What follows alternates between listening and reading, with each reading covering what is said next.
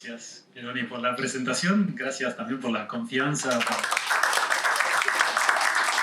para abrirme la puerta un poco a esta aventura que es escribir un libro, que, bueno, esta es mi primera vez escribiendo un libro, por lo cual realmente no tenía idea, un poco el desafío intelectual o de investigación que implicaba esto, así que para mí toda una nueva aventura. Hace muchos años que soy speaker y que, digamos, me encargo de transmitir conocimiento, pero transmitir conocimiento en vivo, en un escenario, es un poco distinto a transmitirlo en un formato de papel y tratar de condensarlo y tratar de encontrar como un centro entre digamos, lo que las distintas audiencias que pueden tomar un libro pueden adquirir. Y ese es un poco el desafío.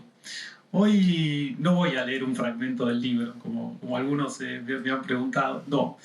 Hoy me pareció que la mejor forma de contar un poco de qué se trata el libro y la historia, las ideas detrás de este libro, es quizás reflexionando sobre algunas historias. Algunas historias que tienen que ver con la ciberseguridad, pero de forma indirecta. Porque el eje central de esta obra es en realidad que la ciberseguridad nos interpela a todos independientemente de lo que hagamos. Este libro objetivamente está un poco más orientado a aquellos que son empresarios y que además tienen una cierta responsabilidad de proteger a las organizaciones, pero no por ello deberíamos creer que la ciberseguridad no es un problema que no nos interese. Y es un poco, yo creo, la falta de talento que hemos tenido la gente que quizá nos especializamos en la materia, en generar un vínculo, un puente, de una forma de que podamos acercar este conocimiento y que no tiene por qué ser técnico. Ese fue parte del desafío del libro, poder generar y acercar este contenido que por ahí desde afuera parece que tiene cierta dificultad y sin embargo convertirlo en una obra que sea fácil de leer, sencilla y que se pueda disfrutar y que además se puede usar en palabras que realmente resuenan con lo que son las vivencias de las personas comunes y en particular cómo se vive dentro de una empresa algunas de estas preguntas. Para los que no saben, mi nombre es Facundo y yo además trabajo como jefe de proyectos de ciberseguridad para Siemens. Soy encargado de generar algunas de las políticas y las aplicaciones o las soluciones, como le quieran decir, que se usan a nivel global para proteger lo que podría llamar a decirse infraestructura crítica. Es decir, yo no me encargo solamente de que las cosas sean seguras, me encargo de que, por ejemplo, una fábrica sea segura ante un escenario de una guerra. Me encargo de que el agua siga corriendo, me encargo de que la electricidad siga funcionando. Nosotros diseñamos soluciones pensando en ese tipo de escenarios más extremos. Y esto hay que aclararlo porque a uno que le pagan por pensar en estas cosas tendemos a ser bastante pesimistas. La verdad que nuestra visión en general es un poco la del pesimismo orientado a los riesgos. Y aquí el desafío de esta obra es un poco romper con esa tradición y tratar de llegar a un público que esté más abierto a esto. Entonces empecemos a hablar un poco de lo más divertido, habiendo contado. Quisiera que, por ejemplo, tomemos como punto de reflexión lo que sucedió durante COVID, durante la pandemia, que es algo que nos ha interpelado a todos y que uno quizá pensaría, bueno, ¿cuáles son las sinergias que tiene que ver esto con la ciberseguridad?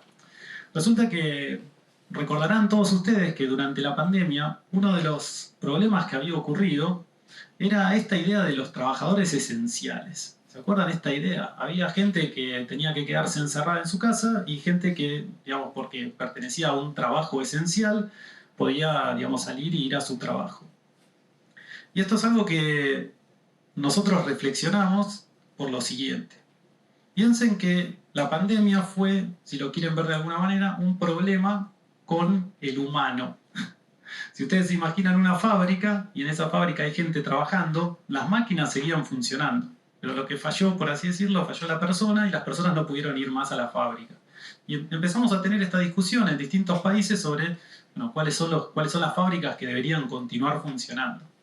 Desde la ciberseguridad nos dedicamos a repensar esto desde el lado opuesto, es decir, ¿qué pasaría si lo que fallara no fueran las personas, ¿sí? Que no pueden ir a la fábrica, sino que lo que fallaran fueran las máquinas? ¿Qué pasaría si de pronto puedo tener a las 1000, 5000 personas que tiene SEAT, pero están todos mirando el robot o la máquina porque no funciona?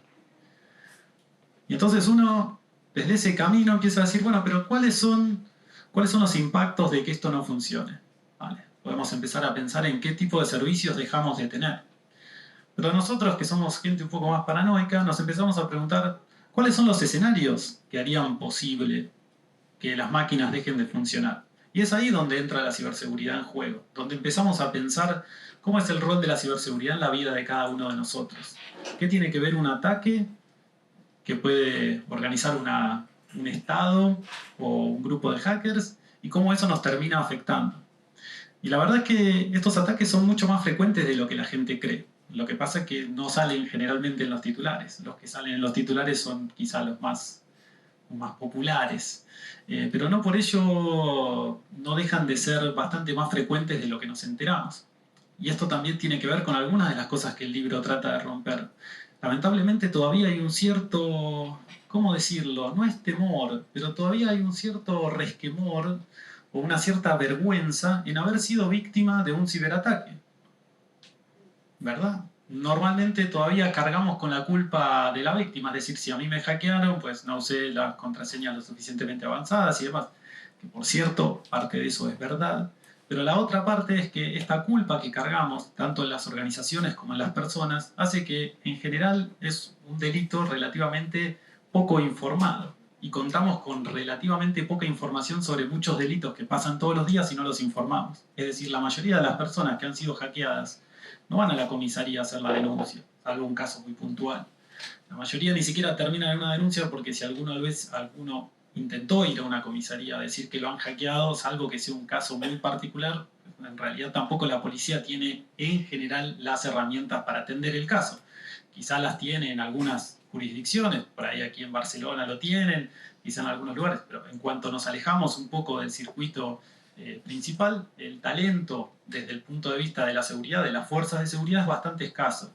Entonces, si ustedes van a una comisaría saliendo un poco por fuera de Barcelona o digamos en algún lugar un poco fuera de Barcelona, Madrid y quizás 2 o 3 lugares más, no hay gente formada para asistirlos a ustedes en el caso de un ciberataque. Entonces, es un poco también romper con este estigma que tiene el hacking o, digamos, el ser víctima de un ataque, porque este estigma, nos guste o no, carga sobre la víctima y es una lástima, porque no debería ser así. Pero parte de ese problema es una cuestión de formación. Es desde nuestro lado tratar de formar a las personas para que, digamos, se sientan mucho más cómodas gestionando estas potenciales crisis que todos vamos a vivir, por cierto.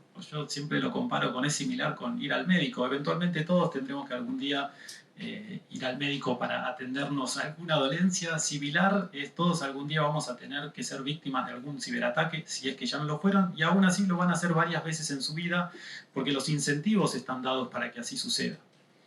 Y un poco lo que nos encontramos cuando salimos al mercado como parte de esta investigación en el libro es que hablamos con distintos profesionales, hablamos con empresarios, hablamos con gente responsable, y la ciberseguridad no es un tema que les preocupe particularmente.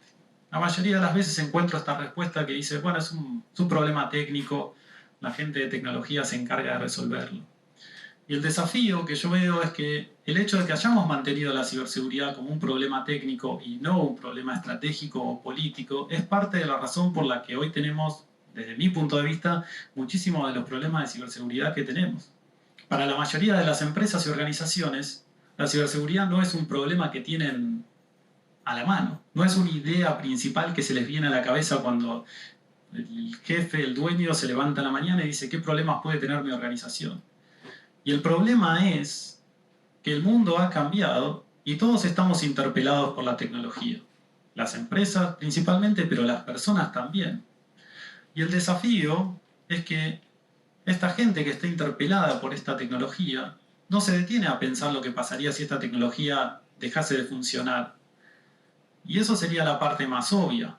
Desde el lado de la ciberseguridad, nosotros no miramos solamente a cuál es el riesgo de que las cosas no funcionen. Hay un riesgo todavía más grande, que es el perder la confianza en las cosas. Vamos a lo siguiente. Miren, miren lo que es la evolución de la tecnología en este sentido. Cuando Stalin toma, miren, me remonto casi 70, 80 años atrás, pero es interesante hacer este paralelismo. Cuando Stalin empieza con lo que se conoce como el terror rojo, y empieza a mandar gente a los famosos gulags y empieza a perseguir distintas comunidades dentro de los territorios que manejaba la Unión Soviética en ese momento, uno de los elementos que se utilizaban para encontrar gente eran las guías telefónicas. ¿Se acuerdan las guías telefónicas? Esa lista de números de teléfonos que, bueno, de donde yo vengo en Buenos Aires eran amarillas, aquí quizá eran el mismo color o no, pero eran unos libros.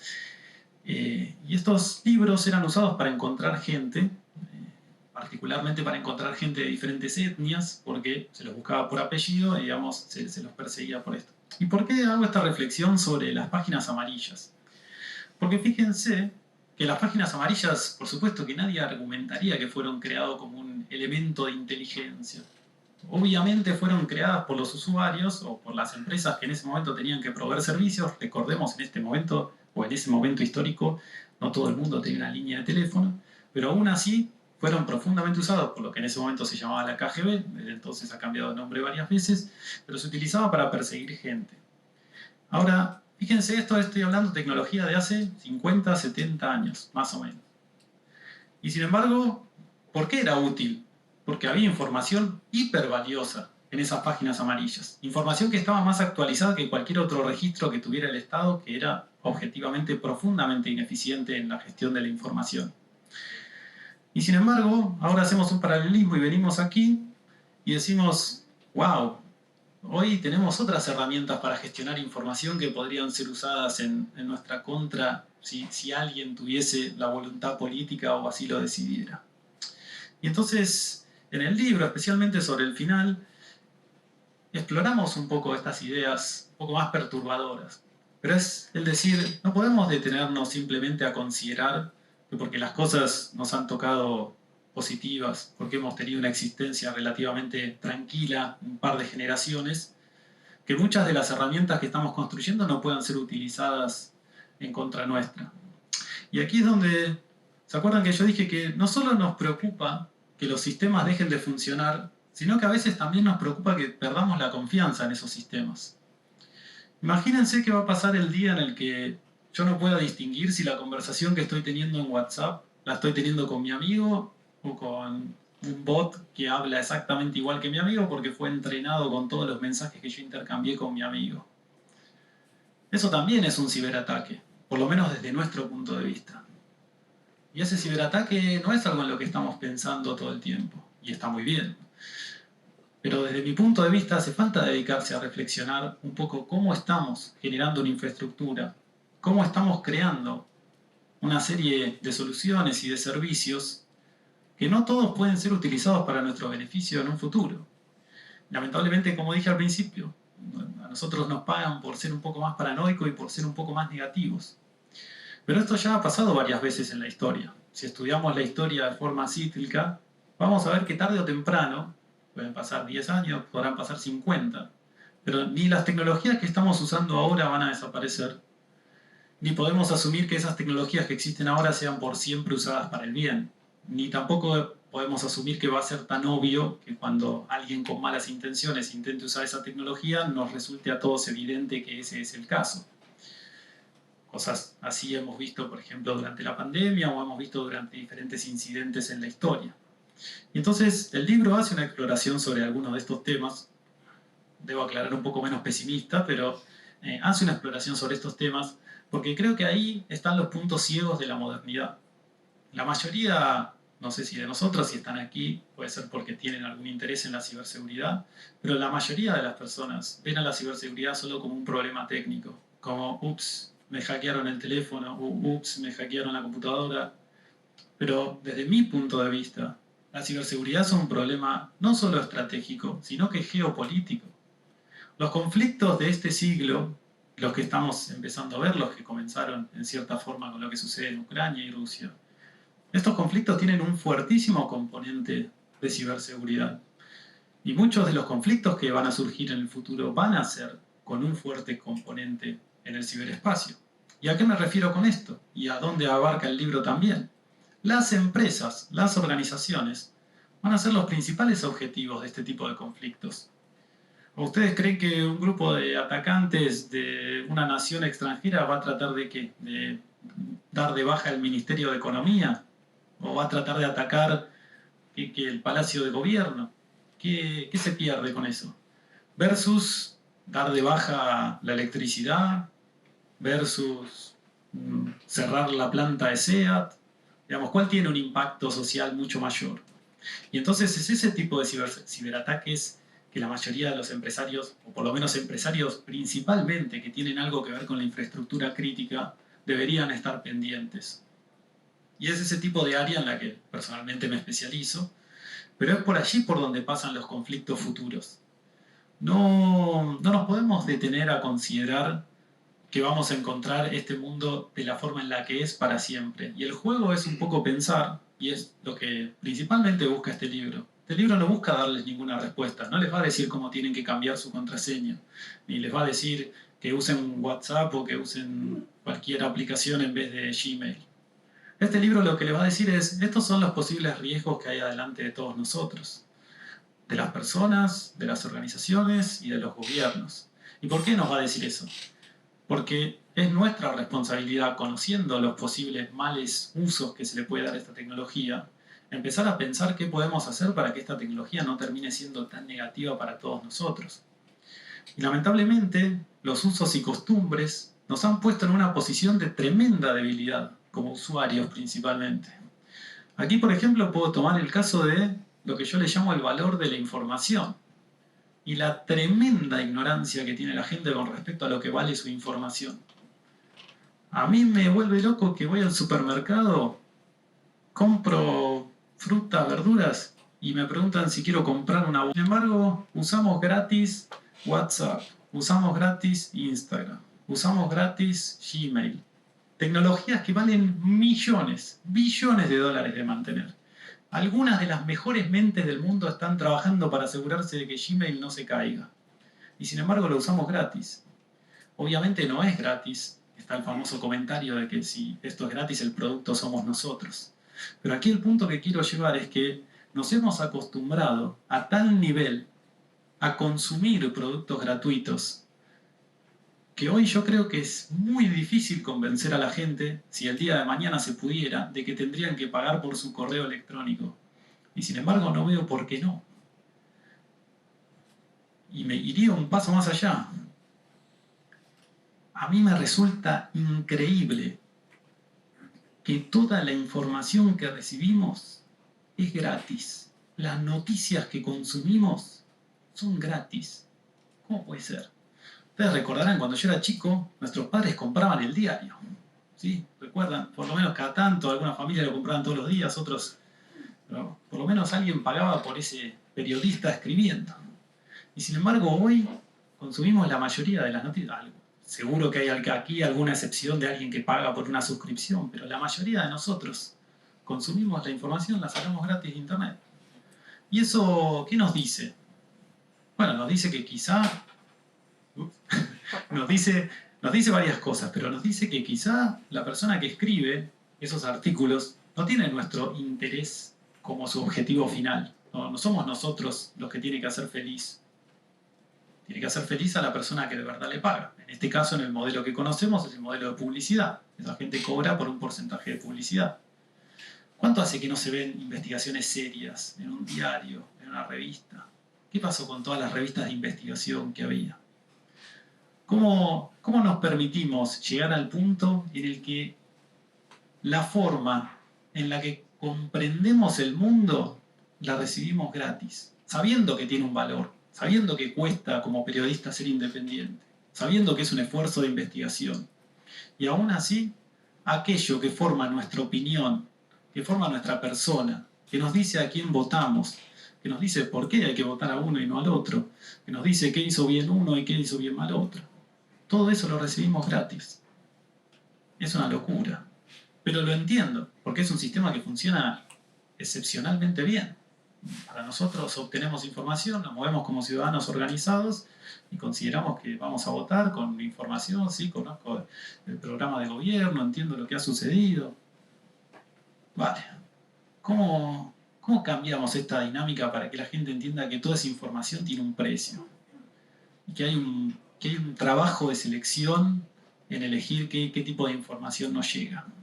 ¿Cómo convertimos a todas estas personas que se acostumbraron a que mandar mensajes de WhatsApp a través del mundo tiene que ser gratis?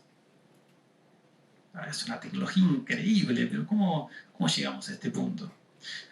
Y yo los invito a pensar un poco más allá. ¿Cómo puede ser que estas tecnologías son infinitamente mejores que, por ejemplo, las cosas por las que pagamos? Por ejemplo, yo voy al banco y me tratan peor, pagando una fortuna en comisiones y demás, me tratan peor que lo que o sea, con WhatsApp nunca he tenido que mandar nunca tuve un problema, creo que se cayó 2 veces en los últimos 10 años. Y los mails de Gmail llegan todos. Y Instagram funciona moderadamente bien. Entonces, lo que no... Y sin embargo voy al banco, o sea, todos estos servicios son gratis y funcionan perfecto. No tengo que hablar con nadie, no me cobran comisiones, funciona perfecto. Es una maravilla. Esto es completamente transparente en nuestra vida. Sin embargo, aquellas cosas por las que pago, por ejemplo, usar un sistema bancario, por ejemplo, usar el Estado, el que pago con mis impuestos, cada vez que tengo que hacer un trámite es un caos, siempre algo sale mal. Y sin embargo, por esos servicios pagamos. Y por los servicios que mejor funcionan y que son los que forman nuestra realidad, no pagamos. Y entonces ahí podemos retomar con esta idea que yo les decía que la pérdida de confianza en las tecnologías es tan clave o más clave que perder el funcionamiento de esas tecnologías.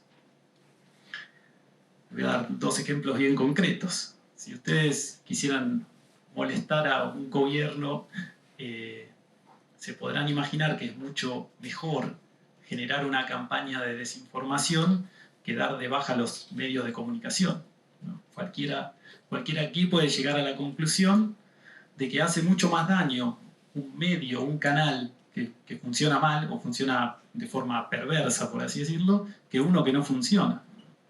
Y esto se sabe desde hace mucho tiempo. Y entonces es por eso que empezamos a ver perversiones en estos sistemas y que las vamos a seguir viendo. ¿A qué me refiero con perversiones? Por ejemplo, no sé, en ciertas plataformas hay discursos que se permiten y discursos que no se permiten. ¿Vale? Pues nos hemos acostumbrado a que eso es la normalidad. Ya no genera, digamos, habrá un poco de escándalo, pero nos hemos acostumbrado a que el dueño de la plataforma tiene derecho a decidir lo que aparece o no aparece. Vale. Pues el problema es que nos hemos acostumbrado. No es el problema que esta plataforma lo hace. El problema es que consideramos eso como lo normal. Y eso también es un problema de ciberseguridad. O al menos en mi definición de ciberseguridad. La ciberseguridad tiene que ver un poco con asegurarnos que podemos garantizar la libertad de las personas y de las organizaciones. No tiene que ver con un problema técnico. Tiene que ver con asegurarnos de que en un mundo completamente interpelado por la tecnología, completamente interpelado, en un mundo donde casi todo lo que hacemos está en el medio, hay una cámara, hay un teléfono, hay una interacción digital, en ese mundo, creer que la tecnología no permite, o sea, que la libertad no tiene un vínculo con la tecnología, desde mi punto de vista es una completa falacia. Y es esa falacia la que tratamos de romper cuando decimos que la ciberseguridad tiene que salir del ámbito técnico y entrar en el ámbito estratégico y ser parte de la discusión estratégica, como lo es para los gobiernos y para el ejército. Lo que pasa es que nosotros, la ciudadanía, todavía no nos detenemos a considerar estas situaciones. Muchas organizaciones ya lo empiezan a considerar, pero yo argumentaría que la mayoría de las organizaciones grandes y medianas, y ni hablar de las pequeñas, no. Y entonces es nuestro trabajo tratar de formar a esa gente, tratar de traerles la visión de que al final nuestra libertad está limitada por lo que podemos hacer con nuestra tecnología. Saben ustedes, había un psicólogo hace muchos años, Foucault, que Foucault plantea el famoso panóptico, no sé si lo conocen, el famoso panóptico en una prisión donde básicamente todas las celdas se veían desde un lugar central y el ejercicio principal del panóptico era que nadie sabe si lo están mirando, pero en cualquier momento lo pueden estar mirando. ¿Sí? O sea, había como una torre en el medio de la cárcel y todas las celdas alrededor. Entonces la idea era que la torre tenía vidrios polarizados y ninguno de los presos sabía si en ese momento lo estaban mirando o no. Y esto se ha comprobado, no solo se han hecho montones de prisiones con este modelo, pero además se ha comprobado de que es un sistema que funciona porque uno realmente vive con la presión de saber si lo están mirando o no. Y yo argumentaría que mucho de lo que hemos generado como la magia del Internet, que me parece increíble, es parte misma idea del panóptico. Porque yo siempre desafío, a veces cuando doy algunas charlas y demás, digo, ¿quién se anima a googlear cómo hacer una bomba? Y, o sea, ¿quién se anima a googlear cómo hackear el FBI? ¿Quién se anima? O sea, digo, antes uno entraba en una biblioteca y podía buscar un libro. Aquí yo, no sé, hasta dudaría poner si hay un manual que dice cómo hacer un explosivo. Y ni les digo si entran en detalle. Y esto sigue pasando, ¿eh? Hay gente presa, hace relativamente poco una persona presa por googlear cómo construir explosivos. Yo, por supuesto, no estoy en contra de que una persona que quiera hacer un explosivo esté presa. Lo que estoy en contra es de la idea que todos sabemos de que la mayoría de las cosas que hacemos en Internet están documentadas. ¿Todas serán vistas por alguien? No, probablemente no. Pero todas quedan guardadas y todos lo sabemos, al menos inconscientemente. Y si no lo saben, deberían saber. Y entonces eso es a lo que yo me refería con un poco las páginas amarillas. Este es el tipo de páginas amarillas que estamos creando para nosotros y para las siguientes generaciones que van a estar ahí para siempre. Este tipo de páginas amarillas que son nuestra historia, a dónde vamos de vacaciones, qué nos gusta, qué equipo de fútbol seguimos, qué partido político estamos de acuerdo y demás. Todo esto que publicamos, todas estas fotos, todos estos videos, toda esta información es parte de nuestras páginas amarillas que vamos a dejar ahí para cuando en algún momento surja un problema o alguien encuentre una excelente excusa para utilizar esa información para protegernos, esa información será usada en nuestra contra. Esto funciona a nivel del individuo, pero les garantizo que esto también funciona a nivel corporativo. Las empresas también se están dando cuenta de este negocio, por así decirlo, y yo argumentaría que muchas empresas son, lo voy a poner de esta forma, muchos gobiernos han tercerizado el recabar información en las empresas. Cuando un gobierno saca una regulación y dice, bueno, por cuestiones de facturación o de fraude, se les obliga a las telefónicas a guardar los registros durante 10 años. Vale, perfecto. Eso lo que es han tercerizado el guardado de información. ¿Para qué? Y bueno, por si en los próximos 10 años se necesita esa información por algún tipo de crimen o alguna excusa, pues estará ahí disponible. Lamentablemente, como dije, este libro no aporta soluciones, así que si ustedes creen que voy a venir aquí a decirles cómo solucionar el mundo, pues no, eso requiere de muchísimo tiempo, mucho más del tiempo que ya en cualquier momento me van a echar, pero eso requiere una discusión profunda, pero que además no solo requiere una discusión profunda, sino que requiere plantearnos que la solución empieza por nosotros y que yo no puedo venir aquí a decirles una solución, porque al final la decisión tiene que estar en cada uno. Este libro, al final del día, lo que trata es de mostrarle, como si fuera a manejar, les agrega un par de espejos, para que puedan ver que mientras parece que solamente se va para adelante y que la carretera está despejada, pues saben que a los costados se van acumulando cosas. Y quizás ninguna de esas cosas tiene un impacto negativo en nuestras vidas. Pero si miramos a la historia y si estudiamos un poco lo que ha pasado, en general alguien va a encontrar una buena excusa para usarlas en contra nuestra. Y aún si eso no sucediera, yo argumentaría que el solo hecho de que todos sabemos en el fondo de que estamos siendo observados, que es distinto, voy a ponerlo de otra forma, el solo hecho de que todos nosotros sabemos, de que las cosas que hacemos quedan registradas, pese a que nadie esté mirando, debería ser algo por lo que nos tenemos que sentar a meditar cómo es que llegamos a esta situación. Y eso es a lo que invito a que cada uno reflexione. Y capaz la última, por ahí un poco de esperanza darles a todos ustedes, que es, las cosas no necesariamente deberían ser como son.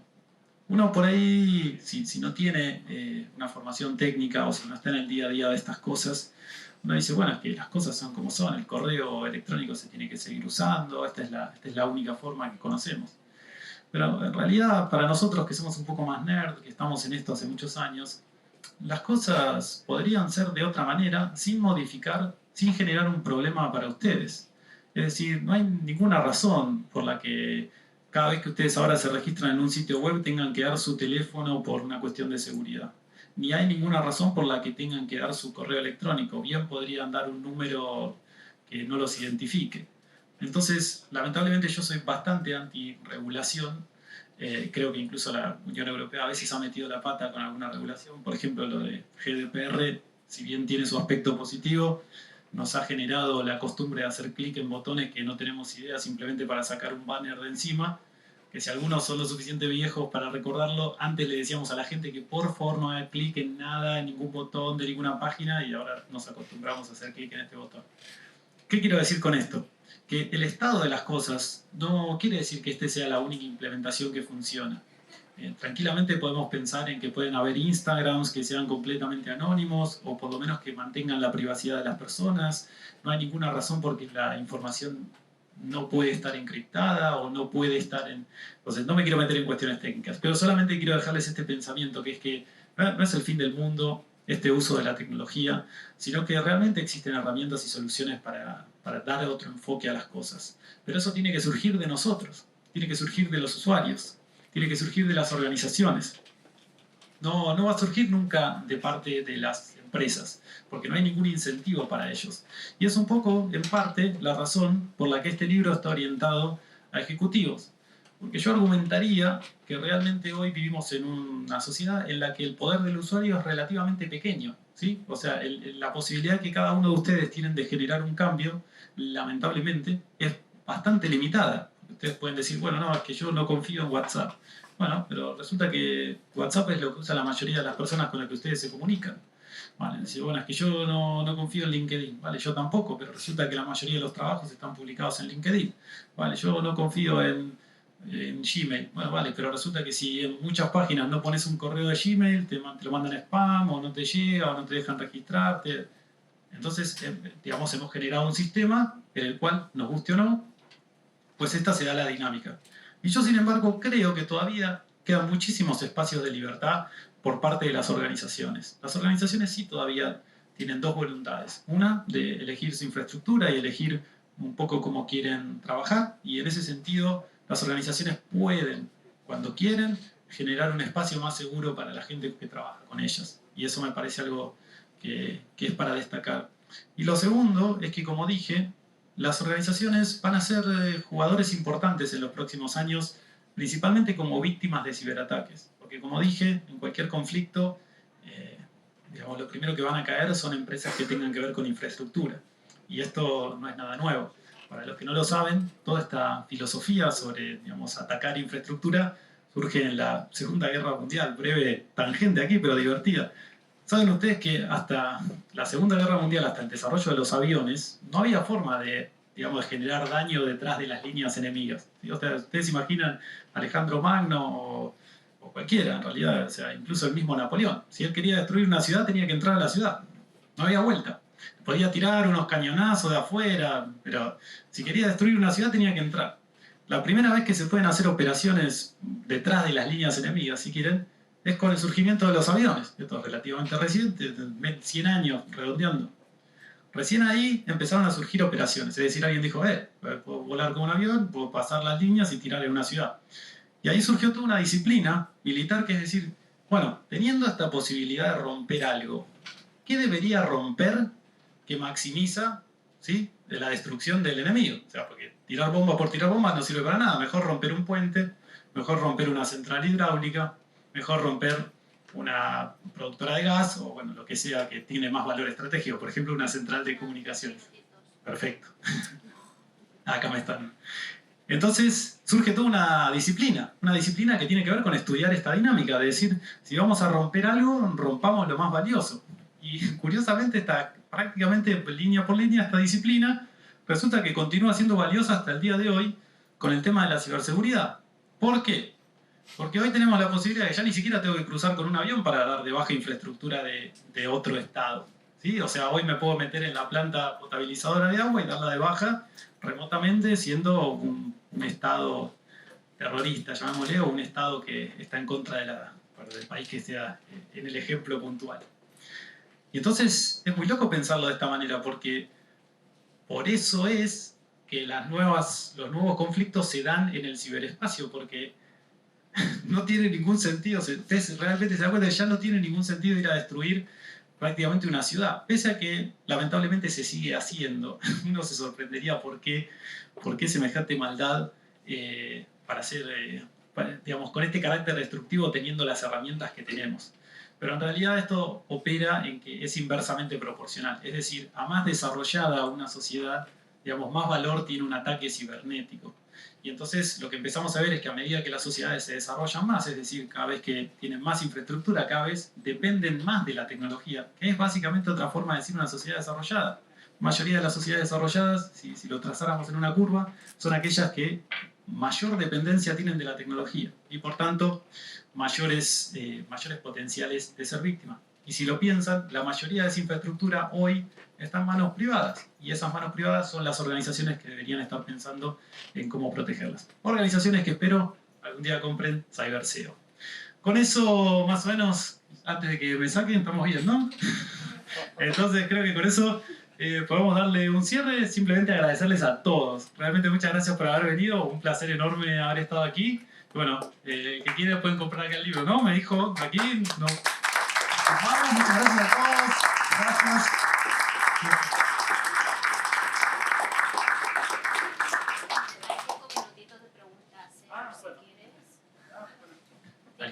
¿Alguien más quiere seguir escuchándome hablar? ¿Tiene alguna pregunta? ¿Tiene una pregunta? ¿No? Entonces, no. Lo que preguntan es, ¿hay suficientes libros para todos? ¿Sí? Adelante. Bien. Bueno, un poco en este paralelismo, ¿no?, que haces entre lo que es la sociedad, de pronto llega Internet,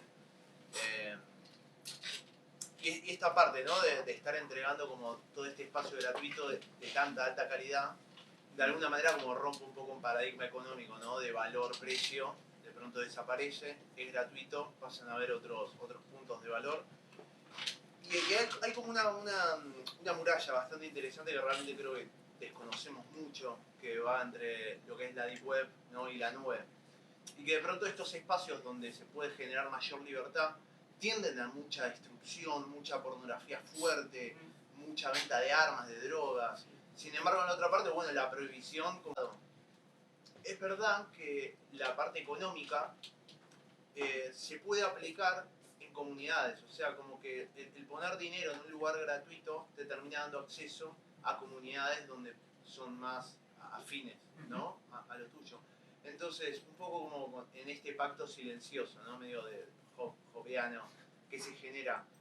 ¿Cómo realmente una breve descripción o sí, que algo que puedas decir entre lo que es la Deep Web y la nube? ¿Que es seguro? ¿No es seguro? ¿Dónde vamos? ¿Ya me dieron de baja o...? No. No, perfecto, ya estaba acusando censura antes de... Nos censuraron, no me dejan contestar sobre la Deep Web. Ciberataque. No, ciberataque se van a salir a otra voz. Con AI lo pueden modificar. No, es interesante lo de la Deep Web. Bueno, yo he pasado mucho tiempo ahí, como la mayoría de los que nos gustan todas estas locuras. Para mí habla mucho de un poco del carácter humano de varias cuestiones, ¿no? Donde se genera un espacio seguro y anónimo, lamentablemente los primeros en utilizar ese espacio tienden a ser aquellos que, digamos, se ven inclinados, digamos, a actividades ilegales. Lamentablemente yo también creo que muchas veces esas actividades no deberían ser ilegales en primer lugar. O sea, es una tragedia que la gente tenga que, lamentablemente, moverse a la Deep Web para comprar armas o estupefacientes. Yo creo que hasta deberían venderse en la farmacia. Pero es cierto que, obviamente, la mente, no quiero decirle criminal, pero digamos la mente más alternativa que un poco consume este tipo de espacios, va a lamentablemente ser muy pionera en el uso de cualquier espacio de privacidad. Y lamentablemente le termina haciendo el juego a la derecha, como podríamos decir, que es que al final después alguien hace un análisis de esa comunidad y dice, no, al final la Deep Web están ahí solamente vendiendo drogas y demás. Yo personalmente tengo una lectura diferente. Yo creo que la Deep Web es una idea espectacular.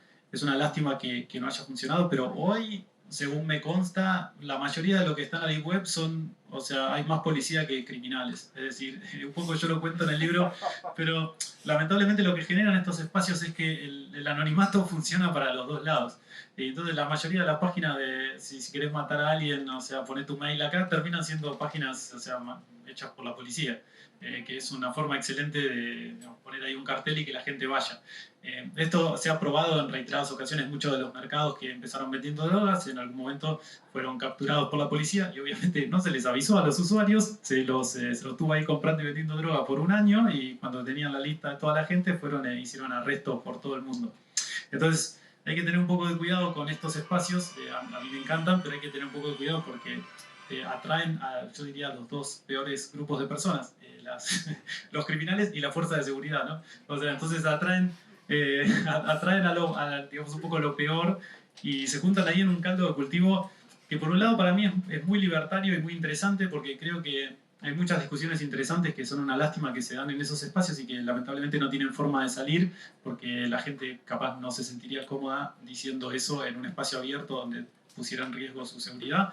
Particularmente podemos pensar en, no sé, un disidente sirio o un disidente en Irán. O sea, no pensemos solamente en un criminal, ¿no? O sea, pensamos en gente que necesita esa libertad para vivir, para poder hablar y que si no sería víctima de algún tipo de persecución o de tortura. Entonces, son espacios que son necesarios y que a mí me encantaría que sigan creciendo. Capaz necesitan un poco de rebranding, me parece que, como yo incluso digo en el libro, me parece que una lástima el término de hacker que también haya tenido un branding tremendamente negativo, cuando yo creo que las características que hacen a un buen hacker son características súper deseables en esta sociedad y en cualquiera. Lamentablemente se creó toda esta imagen negativa sobre el hacker, un poco encapuchado, un poco un criminal. Y yo me río, en el libro también lo pongo, que tenemos esta idea de que a los hackers les ponen sombreros de colores. No sé si alguno lo vio, se dice, no, es que es un hacker de sombrero gris, yo sería un hacker de sombrero blanco, digamos, y un criminal sería un hacker de sombrero negro.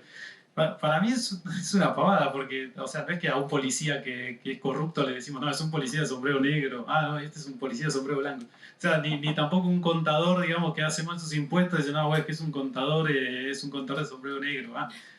O sea, realmente esta caracterización para mí lo que habla es de la incompetencia que tiene la palabra hacker para realmente describir el talento que requiere ser un hacker, y es una lástima que se haya ensuciado el término.